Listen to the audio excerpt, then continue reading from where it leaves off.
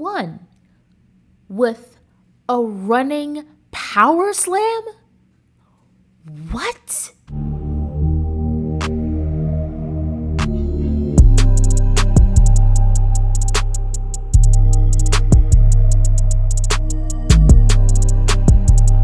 Welcome back to another episode of Wrestle Capsule, where you're going to be getting your weekly dose of pro wrestling talk. And I'm your host, B. So welcome back to the show.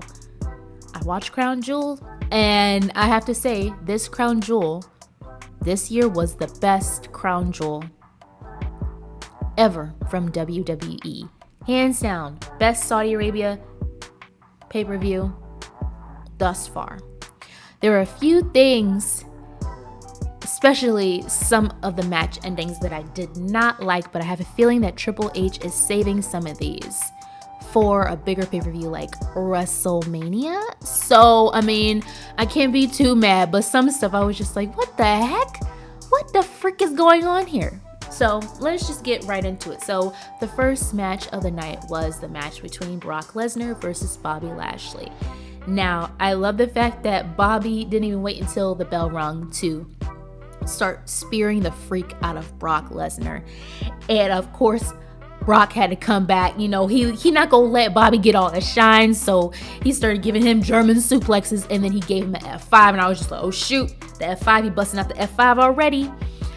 When Bobby put Brock Lesnar in a hurt lock out, and he had him in that hurt lock for a while. Like, Brock was holding on for dear life, like, oh my gosh.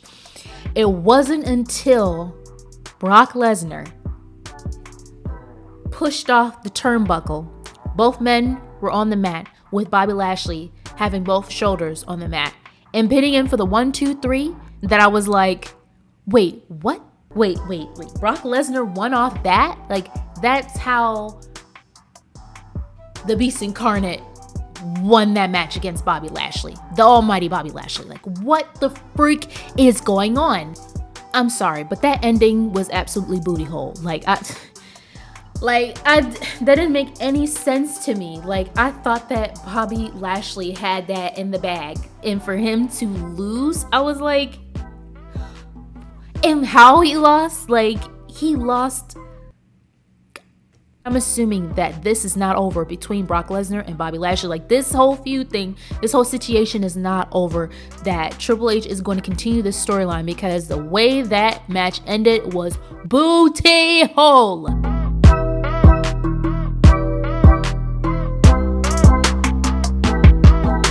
Next match of the night was a match between Asuka and Alexa Bliss versus Damage Control, Dakota, Kai, and Io Sky, for the Women's Tag Team Championship. So before I get into that match and what I thought about it, what I found interesting was when Asuka and Alexa Bliss were being interviewed backstage, and there was a monitor next to Alexa Bliss, that the upside down Bray Wyatt Firefly thing logo was there, and I was just like, and it was like a little glitch, and I was like, hold on, like, this could mean one of two things. Either Bray Wyatt is looking to recruit Alexa Bliss, or Bray Wyatt is looking to get some payback, and for Alexa Bliss to get her comeuppance because of what she did to him at that one WrestleMania with that match between him and Randy Orton. So I was wondering if he was going to sabotage that tag team championship match. So that's what was going through my mind before the match. But the match in general was so good. Like, I'm so proud of the women. Like, they did such an amazing job. That match was so fast paced. Like, every single woman in that match did the darn thing. Dakota was showing out. Io was, Alexa, Asuka. It was so good. And you guys already know I get so excited when Asuka and Io Sky square off. It's so good. Like, they have such history outside of WWE and Japan. So I was just so freaking, like, it was so good. I loved it. And that powerbomb suplex thing that the four women did off the ropes, like, that was a super highlight for me. And that Nikki Cross interference came out of nowhere. I have to say, I wasn't feeling that. And I know that Io and Dakota are heels and they're going to do whatever it takes to get the women's tag team belts back. But that Nikki Cross thing kind of like rubbed me the wrong way. I was like, okay, I get it. You guys are heels and you guys cheat all the time, but you guys were doing so good in this match that you guys did not need Nikki Cross to interfere for you guys to regain the women's tag team championship belts. Like, I thought that was so like unnecessary, and it like took something away from me. And quite honestly, even though Io Sky and Dakota Kai have grown so much in such a short period of time, especially when they were going for that original match, like that original match when they were defending their belts against Asuka and Alexa and they lost, like that match was amazing. Like, we were seeing stuff that we had never seen before from both of those women in Damage Control. So I knew that this match was going to be dope, and it was. So like I said, the whole Nikki Cross thing, I wasn't feeling it. And I was a little irritated, and I was like, I don't think it should have went down like that. It would have been dope for them to win, like cheat another way. But they didn't even need to cheat because they were doing so freaking good. And since Dakota Kai and Io Sky have the belts back, they're champions once again, they need to prove something, like for real. Like, they need to do better this time because their reign the first time was kind of whack. And I mean, I'm not convinced of them being champs again, but they're just gonna have to show me something. And I'm like, I'm somebody. Show me something. And for them to continue to defend these newly gained belts back, like, we need to see something different with these matches. Like, we need to see what we were seeing in these past two matches going forward, or else what would have all this been for? Yo, that steel cage match between Karrion Kross and Drew McIntyre was, I feel like that match redeemed the strap match from Extreme Rules. Maybe that's just me who's thinking like that, but I feel like that redeemed it, because even though I enjoyed the strap match at Extreme Rules, I know a lot of people were just like, this is whack, this is what we were waiting for, like, this is booty hole. But the steel cage match was lit, and I love how Scarlett was an intricate part of this match, even though she kind of screwed stuff up. Like, in the beginning, she was just making sure, Karrion Kross was going to win, but it backfired. Like, when Karrion Kross was climbing up, the fact that I'm doing this right now, was climbing up the cage, and Drew grabbed him and then did a freaking superplex. And it was funny that Scarlett sprayed both the referee and Drew McIntyre to let Karrion get ahead, you know what I'm saying? But that worked out. But her locking the cage door so that Drew wouldn't get out definitely backfired, because when Drew was climbing up the cage and Karrion was like, I'm gonna try to take the door, and Scarlett's trying to unlock the door and she couldn't, and Drew got out before her, like, man, that's what you get, man. Like, I love Scarlett. I know I've praised her before on my channel, but I'll say it again. Like, Scarlett is such a good manager. She's so creepy. She's so gorgeous. She's so theatrical. And I feel like Karrion without Scarlett wouldn't make sense. So, like I said, this match was really good. So I know that it's not over. The fact that Drew McIntyre won and Karrion didn't, I know this feud is not over, and I don't want it to be, because I feel like we're like working our way up to the top, the pinnacle of this whole feud. We're getting up there. We're climbing our way, and I keep doing this, but we're climbing our way up there. Now, I will say this: the match between Judgment Day versus the OC and AJ Styles, at first I wasn't really into it. Like, I was like, oh, okay. And maybe it's because all we see is Judgment Day on Raw. Even though they are amazing, like, I'm starting to like really like, I love everyone that's in that group, but just force feeding Judgment Day down our throats because it's kind of the only thing that's really popping right now. But it wasn't until the OC started super shining in that match. You got Luke Gallows throwing people around, freaking people up, kicking people in the face. Like, you got Carl Anderson doing his dang thing. Like that's when I started getting excited, because we're seeing the newly back in WWE OC just showing why they are meant to be on the main roster, why they're meant to be back in the WWE. And that's when I got excited. And I love how the OC and AJ Styles was roughing up Dominic. Like, Dominic is not exempt from getting thrown around and getting beat up and stuff. Like AJ Styles is like Uncle AJ to Dominic. You know what I'm saying? Like, he gonna give him that tough love, that A kicking that he needs to rough him up, to get him stronger. And I am seeing that Dominic is improving still, slowly but surely.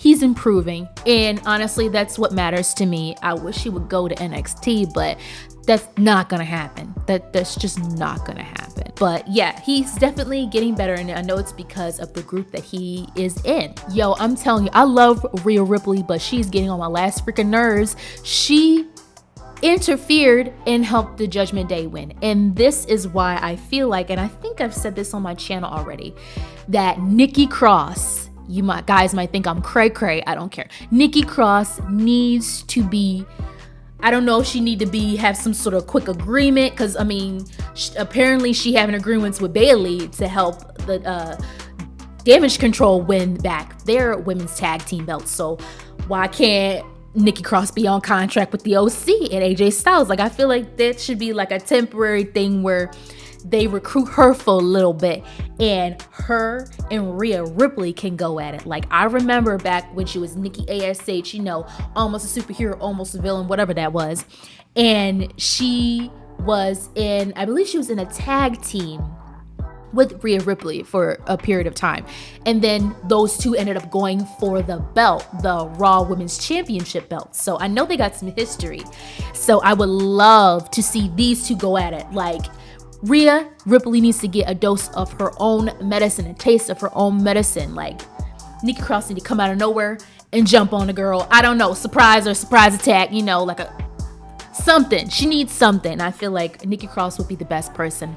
You guys let me know in the comments what you think about that. Maybe you guys have some other female wrestler in mind, but I feel like Nikki would fit perfectly, even if it's temporary. Yo, that Braun Strowman versus Omos match made me feel a certain type of way. Not exactly the match itself, but the ending. Like, Omos has improved immensely, and I'm so happy. Like, down to his execution of his moves, down to how he was talking trash. Like, he was legit talking trash. Like, I loved it. I loved his whole persona. He was so confident in the ring. When he was trying to pin Braun, he was pinning him with his foot, standing up like, I'm confident. Like, who is you, boo-boo? Who is you? But what bugged me was how Braun Strowman won. You won with a running power slam? What? Omos was beating you up, and yes, you were getting your licks in. You was getting your hits in. But for Braun Strowman to win with a running power slam? What the frick was that?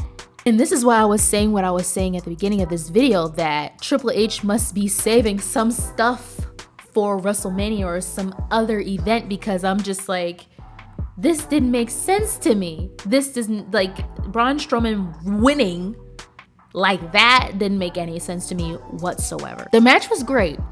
The ending sucked. The Undisputed Championship match between the Brawling Brutes and the Usos was so freaking good. I love how at the beginning of the match, the Usos was trying to dip out. They were just like, nope, we not doing this. We taking our belts and we's going home. And Pete Dunne was just like, no, you're not. I love how hungry, and I've said this before, I love how hungry the Brawling Brutes are. Ridge Holland and Pete Dunne they want those freaking belts. Like, it's evident. And the Usos are ready to get down and dirty to retain those belts, and they definitely did. I love how Ridge Holland, I think it was Ridge Holland, he was carrying both Jimmy and Jay. He was holding both of these men. I'm like, dude, you are so strong. Like, I feel like both tag teams had opportunities to shine in this match. It was so dope. I knew that the Usos was going to win, but then there was some near falls. I was just like, Brawling Brutes. I wouldn't have mind Brawling Brutes being the ones to win the Undisputed Tag Team belts, but I knew that wasn't gonna happen. The Usos are gonna reign. I feel like Triple H was like, I'm gonna give Saudi Arabia the matches that they want these amazing matches, but these finishes are just gonna be like saving it for later. Like, that's what I felt like I was getting. You guys let me know in the comments below what you thought. Oh my gosh, my favorite match, other than the match between Logan Paul and Roman Reigns, my favorite match, my second favorite match, was the last standing match for the Raw Women's Championship between Bianca Belair and Bayley. Yo, oh my gosh. Okay, it was dope. Both women did an amazing job. Like, I love, they had all the weapons out there. They had the traveling case, they had the ladder, they had the kendo stick. Of course, Bianca Belair's hair is always used against her. Like, you had a golf cart. Like, what the freak? People coming out with golf cart. Like, I was starting to see Bayley. Bayley was fully coming out. Like, the Bayley that we remember, heel Bayley before she went out on injury. Like, the Bayley that I remember at the beginning of her heel turn when she was freaking up them Bayley buddies. Like, I felt like I was getting that when she freaking was hitting Bianca Belair against the steel steps and then beating her with a kendo stick. And then she did like a running clothesline on Bianca when she was sitting in the steel chair. Like, she was going in. Like, Bayley was freaking shot out. And then Bianca out here throwing out body slams left and right. Like, it was, both women looked so good in this match. The botch, ooh, that botch, like when the table didn't break. Like, I am the table. I am the table. That table hurt because Bayley hitting her back on that table twice. So the first time she got hit, I think it was when Bianca was driving that golf cart and Bayley was on the top of the golf cart. She got slammed into the table and that table didn't break. Then Bianca had to go make sure she was okay, and then she put her over on the table again, and then it broke then.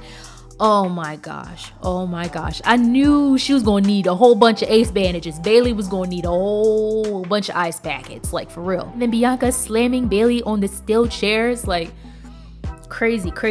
Before this match even began, I just assumed that Bayley was going to win because the Damage Control group, they won their tag team belts back. So I was assuming Bayley was going to get her Raw belt. No, Bianca Belair won. And man, like, they really showed up and showed out. And Bianca Belair can just add this match to another one of her accolades, another one of her list of accomplishments in WWE. Like, this match was my second favorite. It was so freaking good. Yo, that Undisputed Universal Championship match between Roman Reigns and Logan Paul was my favorite match of the night. Everybody's talking about it on social media. Everybody's talking about it on YouTube. Everybody. And I'm also talking about it because that thing was amazing. Logan Paul did incredible. Y'all can say whatever y'all want about Logan Paul. You can hate the way he acts. You can hate his videos on YouTube. You just hate his demeanor and anything else that you guys find flaws in. But one thing you guys cannot say is that that man put on a show. He did an amazing job. And I'm telling you, that HBK training worked. Like, Logan Paul is so agile and he's so quick. And Roman Reigns, like, I was enjoying seeing him talking smack. I think he called out Mr. Beast at one point. Like, he was just mocking him and mocking the fans. Like, it was so good. It's like Roman was feeling intimidated, but he was not going to show it because he's a tribal chief, and these are his belts. This is his yard, as he likes to say. And it was just so good to see these two go at it. I thought it was gonna be booty. I'm sorry. I thought it was gonna be booty, and I thought it was gonna be boring, but definitely exceeded my expectation. The fact that Logan Paul did his version of the Superman punch was so disrespectful. And then he did that buckshot lariat that was superb. I know people were talking about, they're so shady. People are so shady on the internet. In the IWC, they're ridiculous. Talking about how Logan Paul's buckshot lariat was 10 times better or whatever. So much better than Hangman Adam Page's. I'm just like, why are you putting it? Leave Hangman alone. Like, he is in his AEW world. Leave him alone. Like, it was all I will say. I'm not going to compare that. All I'm going to say is Logan Paul did the dang thing, and that buckshot lariat was just chef's kiss. And he was like, it was amazing. It was amazing. Even when he did that, like, leapfrog, like, he did that freaking Jean-Claude Van Damme type junk. Like, it was like a perfect split. And I'm just like, dude, do you have any ligaments? I'm like, dude, no wonder you messed up your ACL and your meniscus and all that stuff like that. So hopefully Logan Paul will be better and he'll heal up for WrestleMania, because I need to see him wrestle again, because he is an entertainer in the ring. I think all he has to do is get better on the mic, and I feel like he's getting more and more comfortable in that. And I love how that lucky punch that Logan Paul threw, Roman Reigns was just like, yo, lucky punch, H. Well, he didn't say that, but I mean, you could see it on his face. Like, that, he was just, man, it was crazy. And then even with the Usos coming out and attacking Logan Paul's boys in the crowd on ringside, I was just like, yo, like, it's getting crazy. And then Jake Paul coming out to help out, and then Solo Sikoa coming out, and then Jake Paul and Solo Sikoa squaring up, and then WWE officials have it come and break it up, and people were just like, no, I didn't want it to break up. But if this is a tease to these two men having a match, oh, I am so for it. Like, I would love to see Jake Paul and Solo Sikoa have a match. Like, that would be so dope. You know, the Superman punch and the spear was all that it took for Roman Reigns to pin him for the 1, 2, 3 and to retain his championship. He was so emotional over his belts, him and the bloodline leaving the ring, and I'm just like, I loved seeing Roman be so emotional and be so engaged in the moment. These are his babies. These 2 belts are his babies. You are not taking these belts. I love how he's telling Logan, like, take your way back to YouTube. Like, that was so freaking funny. And I just loved the intensity of Roman Reigns. Overall, Crown Jewel was dope, hands down. Some botches, some finishers, some endings. I was just like, I call BS. Like, it could have been better than that. But I really do believe, like I said before, that Triple H is waiting for the right time for these. And being in Saudi Arabia for the Crown Jewel 2022 was not the right time. So I'm just like, whatever. Hopefully we see it soon. Guys, let me know what you thought about Crown Jewel. Let me know in the comments below. And don't forget to like, comment, and subscribe for more episodes. Thank you guys so much for watching. Signing off. Bye.